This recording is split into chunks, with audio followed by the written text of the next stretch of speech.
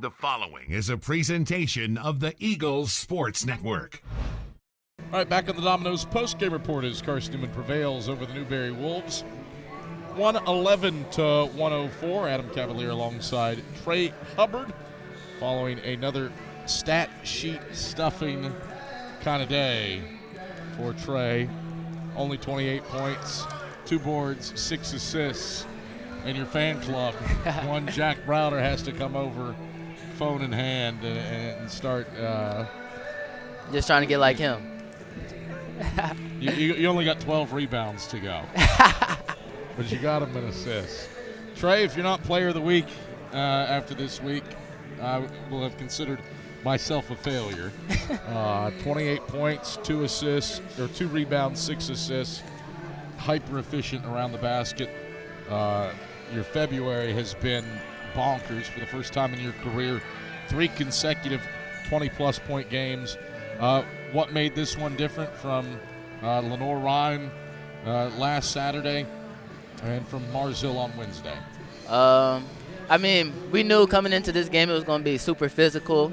And we really just had to match their physicality this game. So we came out with a defensive mindset, even though it may not show it because we gave up 23 points in the last 3.5 minutes. But we came with a defensive mindset to shrink the floor and try to stop them from getting in the paint. And for the most part, throughout the game, we did that. It really is a wild game for a long time. You had Newberry below 40% shooting, but the Wolves closed the first half, making 8 of their final 12 shots. They closed the second half, making 8 of their final 11 shots, and largely trading threes for twos or free throws with you to make this probably a little bit more entertaining than a Carson-Newman fan would have preferred. How do you mix that with outside of those final 3 minutes? And let's be fair, you're probably willing to give up a top-of-the-key dribble-up 3 from DeMario Shepard. Yeah. How do you balance that with the overall performance of the other 35 or so minutes? It just comes with what we've been working on, especially with the coaching staff telling us just got to complete a full 40 minutes. It can't be 35. It can't be 36. So we're still working to get to that, but we're making progress for sure. Score 111 points, obviously had some other offensive help. Mm-hmm. You, Nick, and John Zhao only combined for 76 points. How nice is it to share the love? First time that the Eagles have had 3 guys on the plus side of 20 since November 16th. I mean, when you play with those type of guys, you expect that from them every night because you see what they do in practice every day.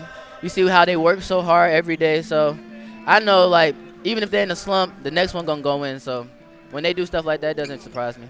The hallmark of this one, you go on an 8-0 run to stretch a 5-point halftime lead out to double digits.